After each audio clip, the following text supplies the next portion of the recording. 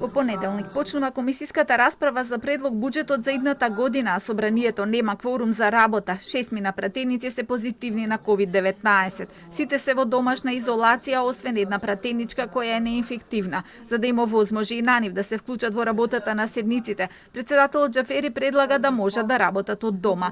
Со дополнување на деловникот за работа, бара пратениците со позитивен тест и со решение за изолација, поради контакт со заболено лице да може онлайн да се вклучат. Пратениците тоа ќе мора да го докажат со решение од Државниот инспекторат. Поимедично ќе се повикуваат за да гласаат, а нивните ликови ќе се појавуваат на екраните во салата. За сега се уште не е решено дали за тоа ќе се користат платформи како Zoom, Skype или други апликации.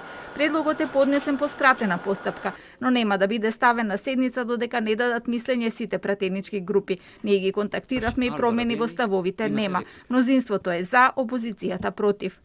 Ние не смееме да дозволиме нефункционално собрание, не смееме да дозволиме држава без донесен буџет во ваква ситуација поврзана со ковид кризата. Знаете како недонесување на буџет значи времено функционирање, времено финансирање. Тоа значи во најголем дел исплата на плати. Како ние ќе се бориме како држава, како државата ќе се бори, како ќе носи мерки ако не дај Боже не успееме да го донесеме буџетот до 31 декември во собранието.